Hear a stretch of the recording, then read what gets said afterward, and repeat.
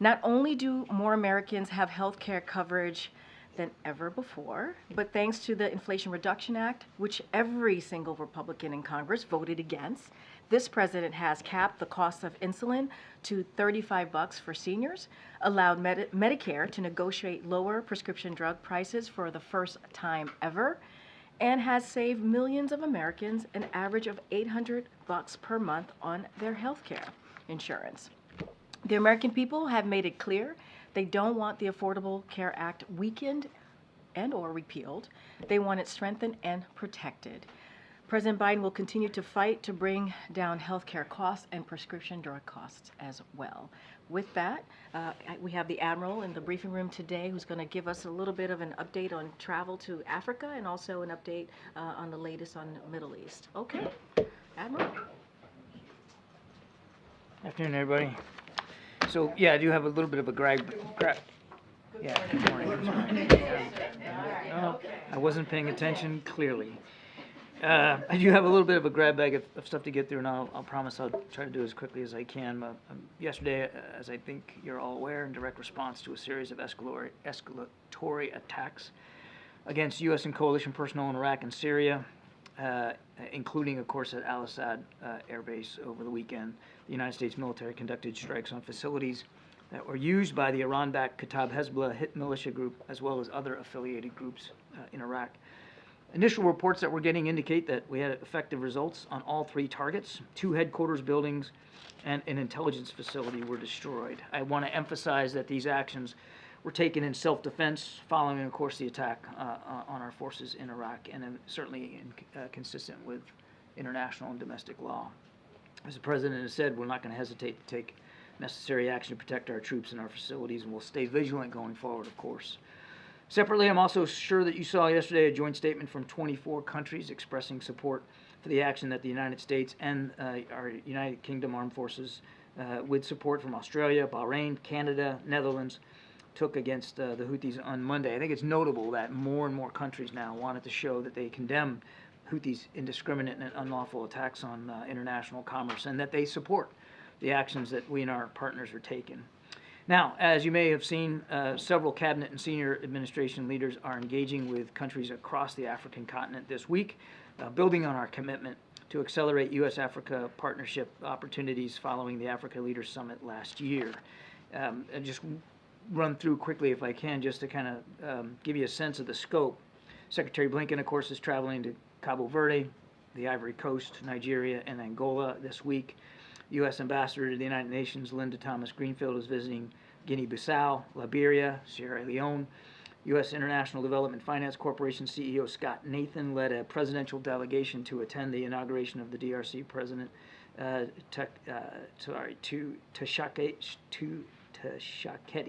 Tshisekedi over the weekend. Apologize for that. EPA Administrator Reagan is in Mozambique and Ghana, sharing solutions and building partnerships on a range of environmental priorities. USAID Deputy Administrator Coleman is traveling to Maputo and the central and northern regions of Mozambique. And the CDC's Principal Deputy Director Nirav Shah is visiting the Sahel and West Africa to discuss our health partnerships. And of course, Jake Sullivan, our National Security Advisor, spoke with his Kenyan counterpart earlier this week. That's a lot of activity just this week across the continent. And there's just the start of what we think will be a very busy 2024. We're looking forward to deepening and those relationships and improving on that coordination. Now, before I get to your questions, I do want to correct something that I said yesterday. I got asked about another meeting with our Mexican partners and whether there was something on the schedule, and I said that I wasn't aware that there was anything on the schedule. But if I had done my homework, I would have been able to answer that question better. At the conclusion of the last U.S.-Mexico Ministerial on Migration on the 19th of January, we did say in our readout that we would continue our strong cooperation on migration on the margins of the trilateral fentanyl committee meeting in Mexico City in early February. And so we'll have more to share soon on that, but I was incorrect. There was actually something on the schedule, and it's in early February. One person missing from your travel announcement with Africa, President Biden. Is he going to go to Africa this year? He has said he's going to go. I have nothing to announce with respect to presidential travel. Okay, and one more thing. Also, the Russia say that Ukraine shot down a military transport craft carrying Ukrainian POWs. Does the U.S. have any information on that? No, we don't. We've seen the reports, but we're not in a position to confirm them. We're obviously doing the best we can to try to get more clarity and more information on it, but I don't have anything more for you right now. John, could you give us information as to what the roadblocks were last year for the president not to go, and what some of the roadblocks could be this year in what is considered an intense year, why he would not go? What are some of the roadblocks? I wouldn't describe them as roadblocks, April. I mean, as you know, there was a lot of international travel last year, and it was really a scheduling challenge. And we'll see what this year holds. The president is still very, very committed to making sure we are expanding and deepening our relationships on the continent. And as I just laid out in the opening statement, that's just this week. There's an awful lot going on. But as you said, there's scheduling challenges, there are challenges, but the president made a commitment that he would go, as well as his cabinet secretaries. The vice president went last year, cabinet secretaries are still going. What is the importance of going to Africa for him in this moment still? He's still committed to making sure that we're all in on Africa.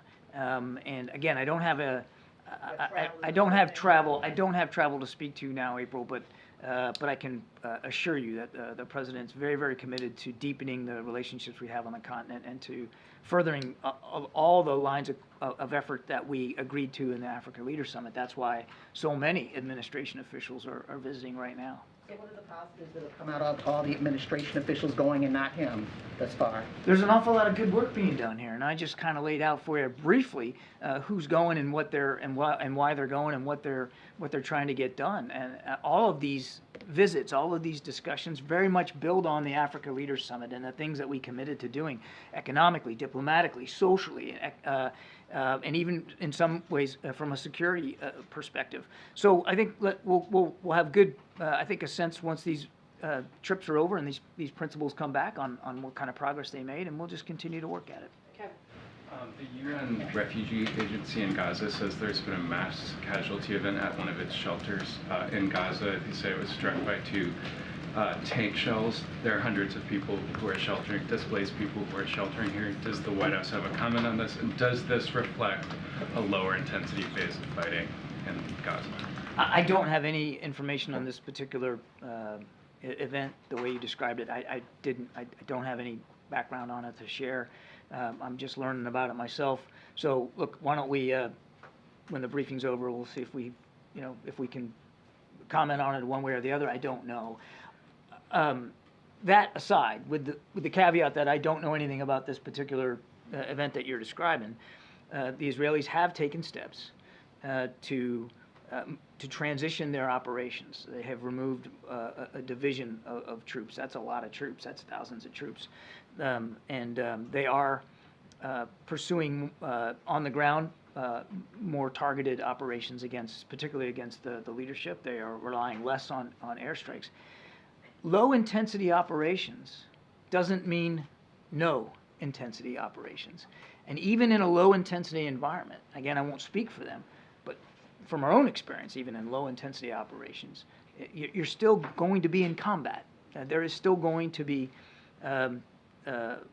fighting, and there's still going to be casualties.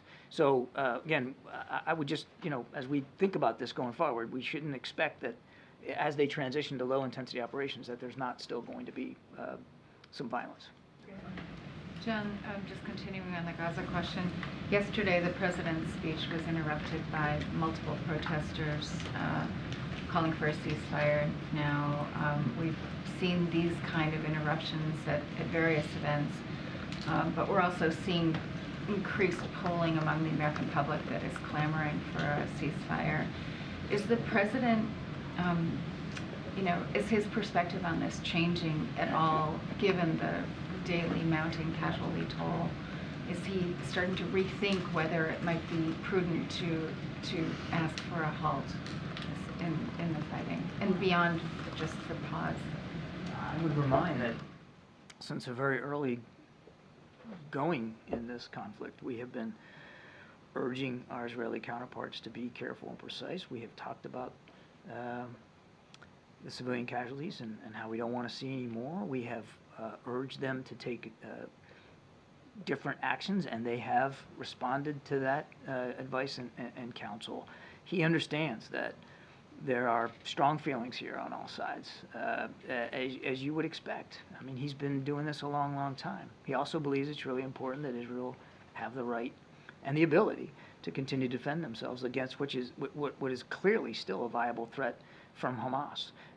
But that doesn't mean that we're going to stop, again, urging a stronger focus by our Israeli counterparts on minimizing civilian casualties and on getting aid in. And you talked about a pause. I would also remind that from the very beginning, or nearly the very beginning, this administration under President Biden's leadership has argued and tried to push for humanitarian pauses in the fighting so that hostages could get out and aid could get in, and we are still doing that. Brett McGurk is in the region as we speak. In fact, he's in Doha today, having discussions with our Qatari counterparts about the possibilities of another hostage deal.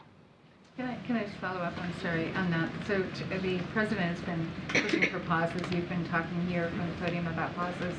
The Israelis today have again sort of ruled out a Gaza ceasefire. They've said that there were pauses for humanitarian purposes, those that have been breached by Hamas.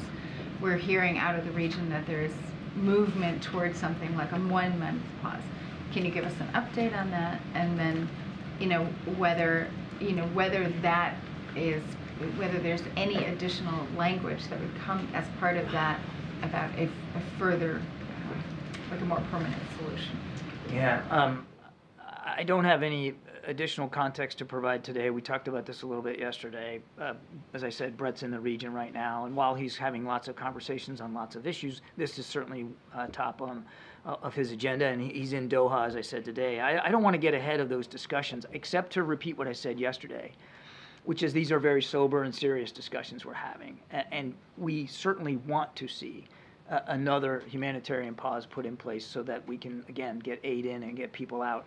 But how close we are to that and what the parameters of that are going to look like, how many days, and that's all part of the discussions we're having right now, and it would not be appropriate for me to try to speculate on where that's going right now. We sadly don't have too much time on this. Thank you, Admiral. Sergei Lavrov, he's calling for an emergency UN Council meeting over the plane crash. Just want to get your reaction to that, and if there could be any truth to the Russian version of events, if the U.S. believes there were Ukrainian prisoners of war on that plane. Again, we just don't have enough information to comment on this plane crash. We've seen the reports of it. We're trying to get more information, but it would be imprudent for me to speculate beyond that. I just don't know the veracity of these reports. The Ukrainians are claiming one thing, the Russians are claiming another, and we just don't know enough to comment on it. And Iran's foreign minister told ABC News yesterday that he believes the risks of a wider war in the region is going up. He's blaming the U.S. for it, says that if the U.S. stopped providing aid, then Netanyahu wouldn't survive for 10 minutes. Wanted to get your reaction on that. If the Iranian government is concerned about escalation, then the best thing they could do would be to cut off the support that they give to groups like Hamas and Hezbollah and these Iran-backed militia groups in Iraq and Syria.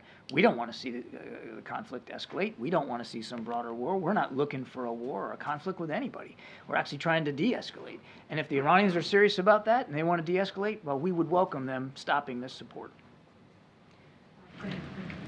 John, could you give an assessment on what the White House's assessment is of the hunger crisis in Gaza?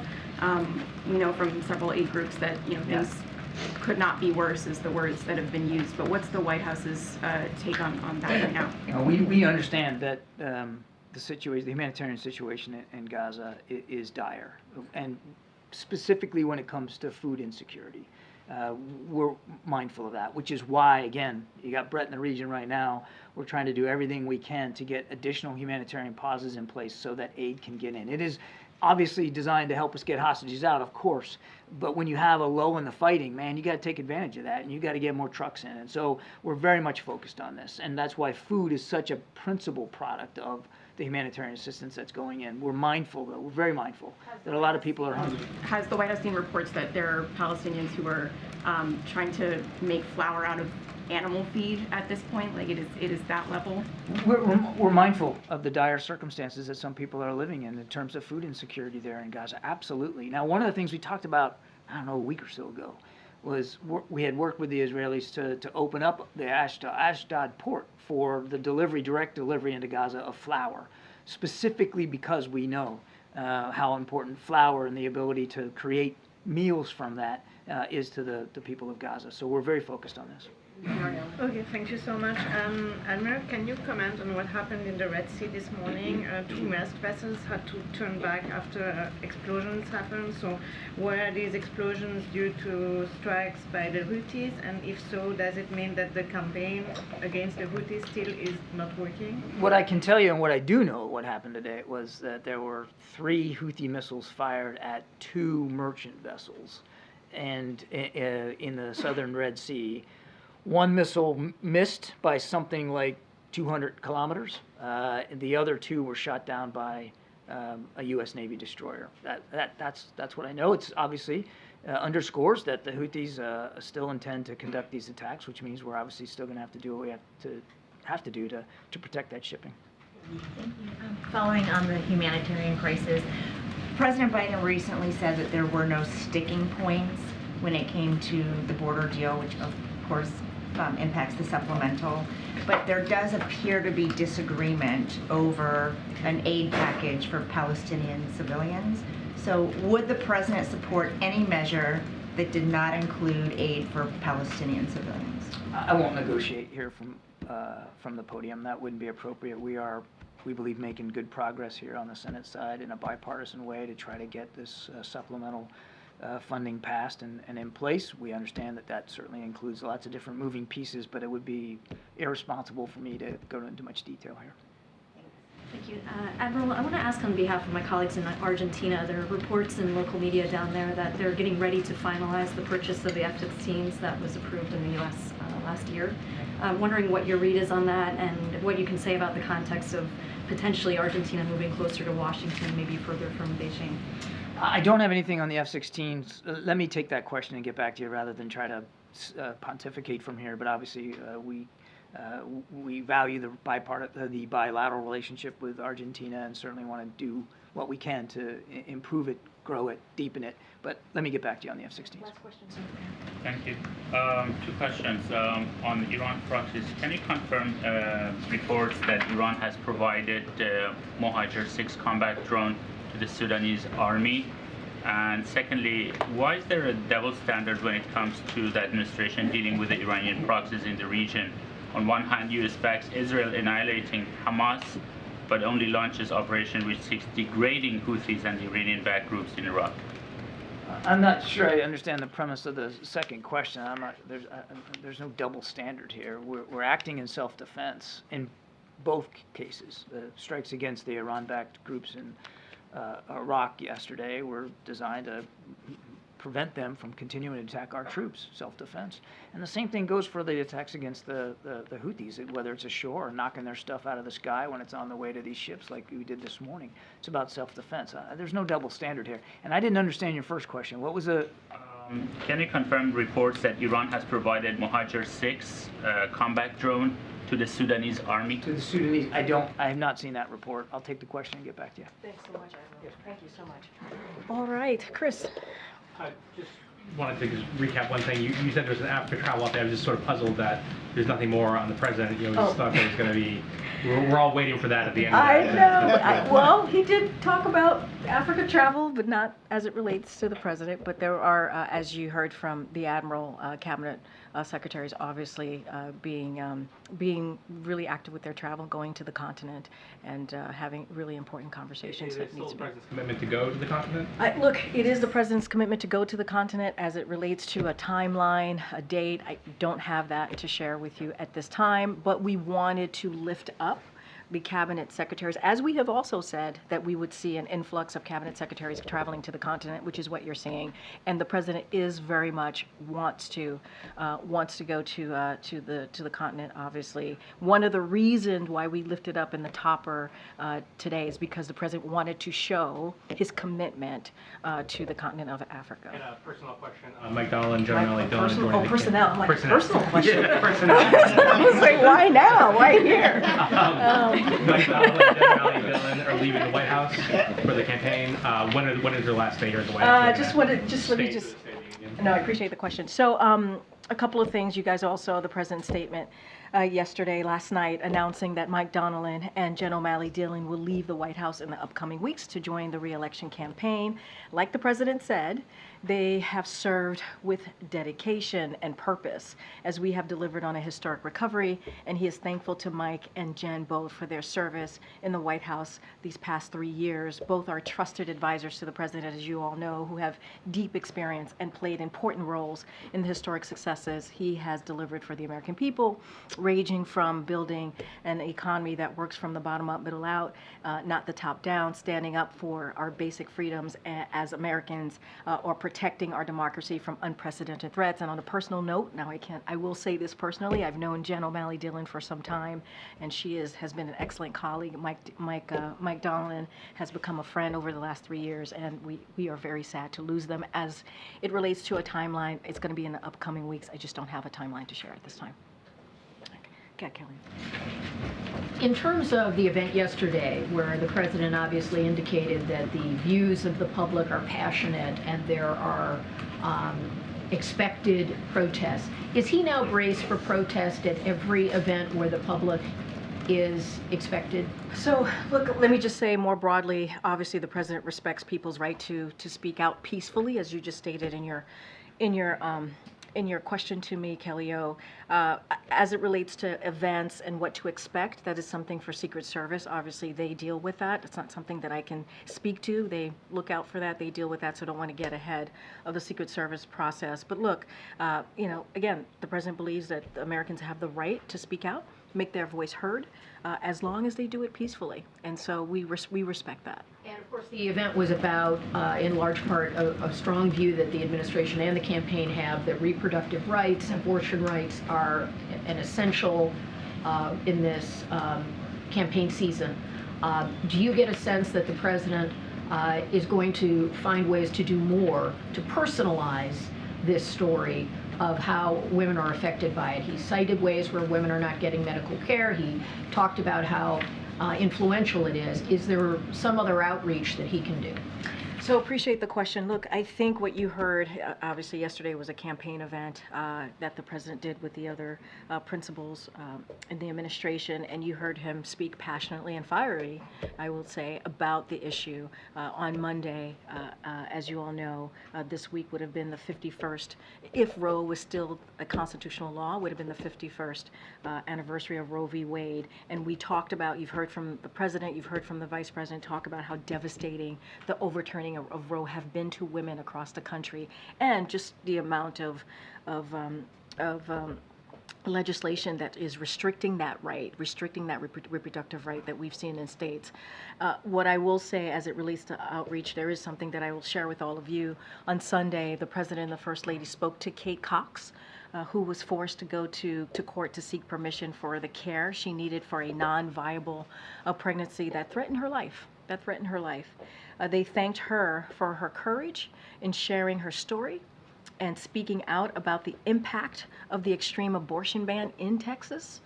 The First Lady invited Kate to join her as a guest at the State of the Union, and Kate accepted. So those are ways that you're going to hear the president lift up those very personal stories. You saw that yesterday with Amanda, who came and who introduced the president, and it is important. It is important for Americans to hear the harrowing stories that we're hearing from women of their experiences across the country. And one last thing I'll say, and it looks like you have a follow-up, and I apologize, is that, this is a president and administration, the Biden-Harris administration is standing with majority of Americans on this, with majority of Americans, and Republican elected officials are just not.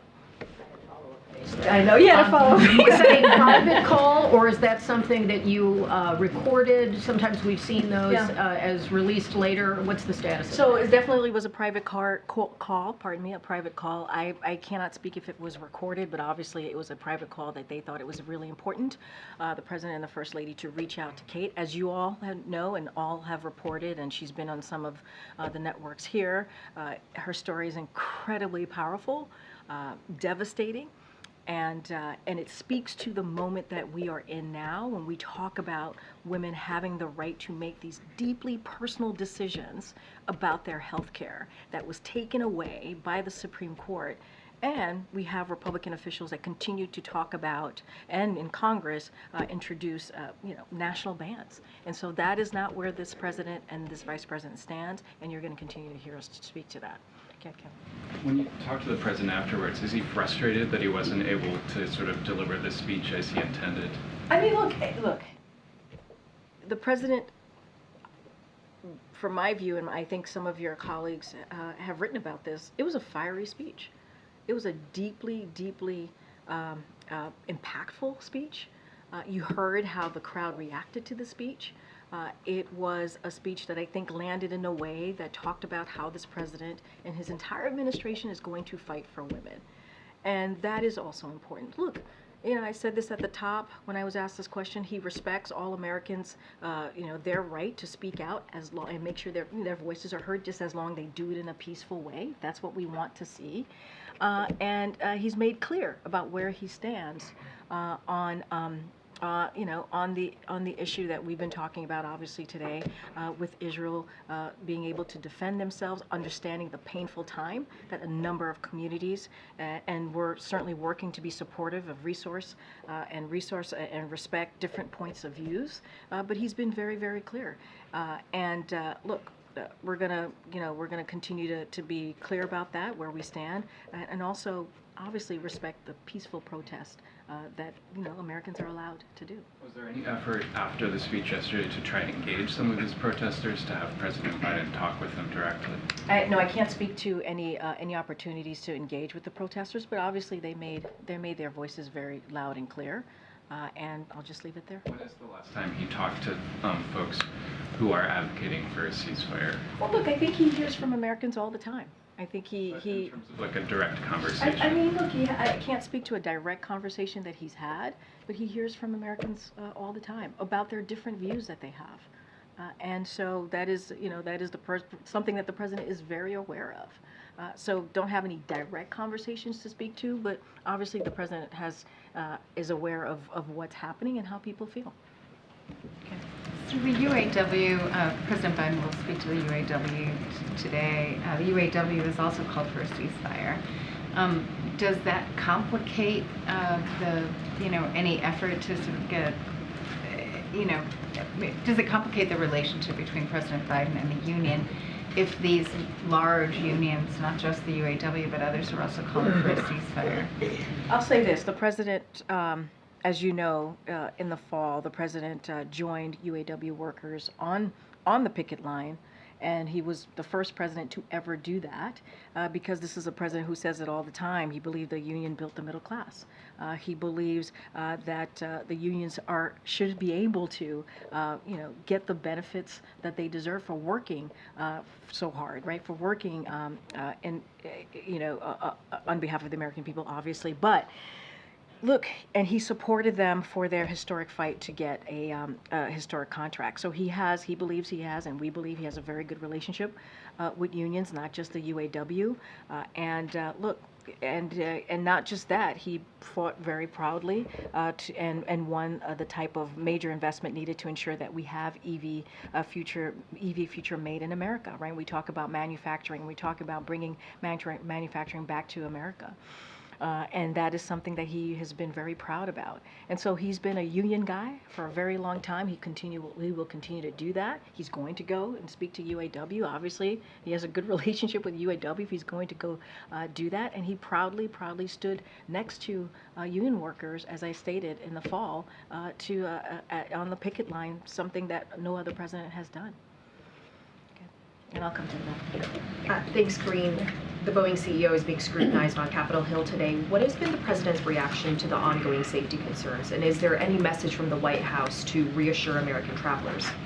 Well, look, as I've stated, and I've stated this before, FAA, one of their number one priorities is to make sure that Americans feel safe flying. And certainly they've taken actions to show their commitment to make sure that flights are safe, and they feel safe doing that. I don't have any specifics. Obviously, as you just mentioned, the executives are on the Hill, and that is something FAA and is continuing to look into exactly what's going on there. I just don't have anything more to share. I'm going to not get ahead of what they're looking into. And just going back to the earlier question on the UAW, I know you can't talk about the campaign, but the president has called himself the most pro-union president. Yep. We haven't seen an endorsement yet. Could you just talk a bit about what the president's message is going to be and your views on whether or not he's going to clinch that endorsement soon? And not just the president has called himself the most pro-union president, other unions have called him the most pro-union president, so I just want to make that clear. I cannot speak to endorsements from here. That is something that the campaign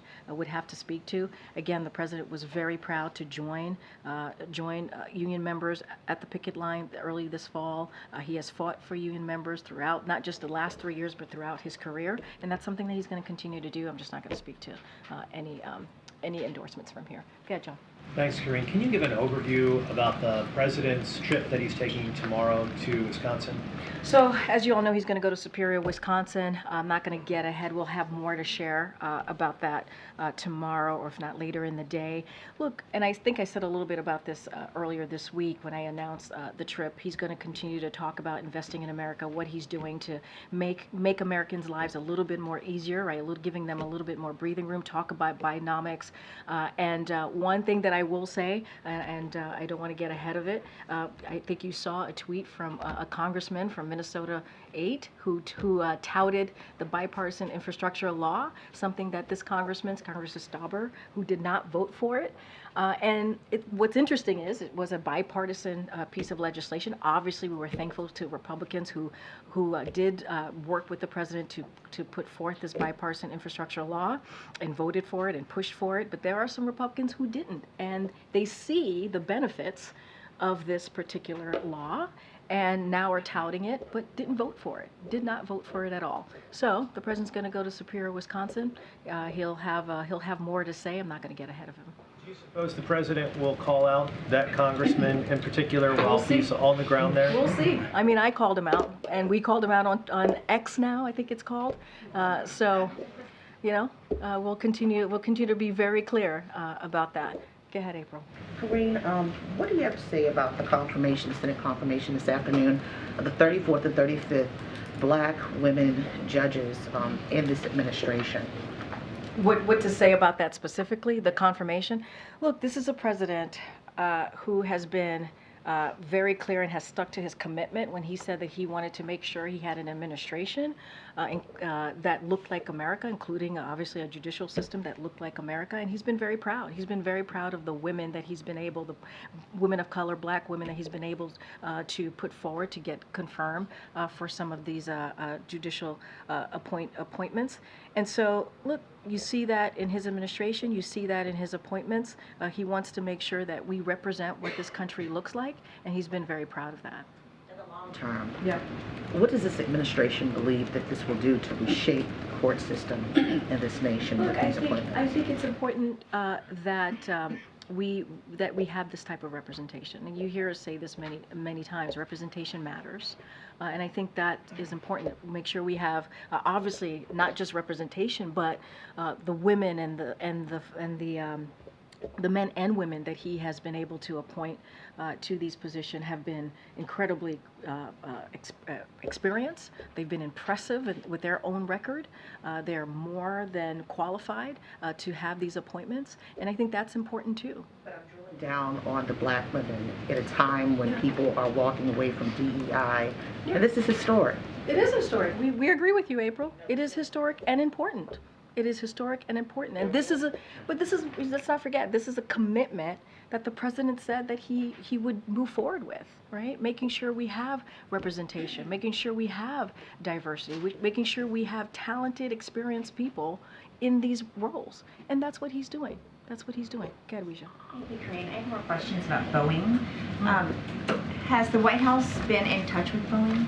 Any personal conversations with executives of Boeing? I don't have any calls or meetings to read out. Okay, So this isn't the first time the FAA and Boeing have been under scrutiny. The 737 MAX was grounded just a few years ago, and you just said that their priority is to make sure people are safe. So did they fail here? I mean, how could we be in this position again? Look, I'm going to start off and say the same thing that I said. Their priority is to make sure that Americans feel safe and that they are safe, and they're going to continue to work toward that goal. And look, certainly everything is being looked into. There's as it was stated by your colleague, there is a hearing happening on the Hill, and we're always going to look into what we can do, and FAA is going to do this, to make sure that we continue that we do everything possible to make sure that they are safe. What's your message to American flyers who might be thinking, well, we can't trust Boeing, we can't trust the FAA to do its oversight part.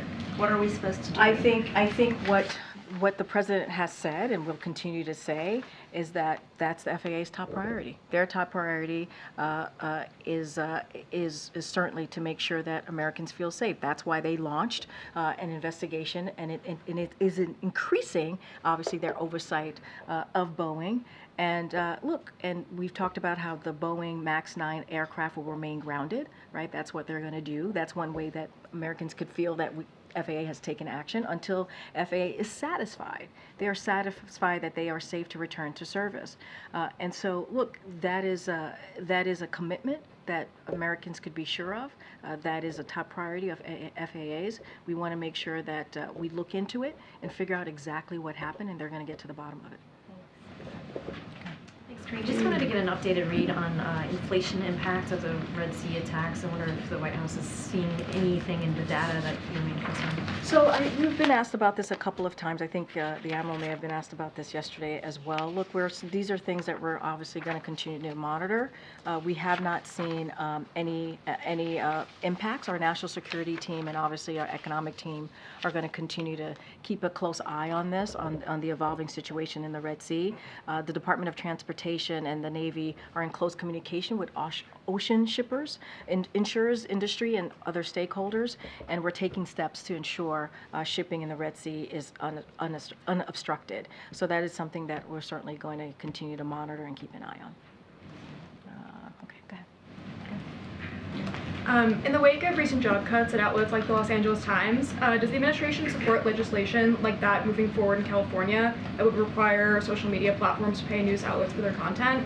And is the administration concerned about the layoffs at the LA Times, Time, and other outlets? Look, we are always going to support the freedom of speech, obviously, and we believe journalists have a really difficult job, right? To make sure that making sure that they are able to report on the facts. And so certainly we're always going to support that. And we've been very clear in not engaging with the Los Angeles Times while they're going through this process. I know they went on strike, so we're very respectful of that as well. As it relates to the legislation, I haven't seen the legislation. I have not spoken to the team here, so I don't want to get ahead of that. Thank you, Karine.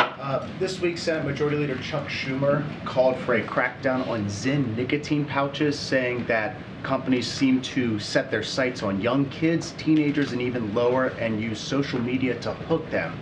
Does the administration believe there should be a crackdown on Zyn? That's something for FDA to speak to. I can't speak to that from here. I've not seen that report, so I would refer you to the FDA specifically. Thank you. There are about 800 gotaways at the border every day, 96,000 since October 1st. Does President Biden want to locate these folks who have disappeared into this country to parts unknown? So here's what I will say is that the president, one of the reasons that the president is having these negotiation procedures or process with the Senate, with both Republicans and Democrat, as I've said many times before, is because we want to deal with what's going on at the border. He's taken this very seriously.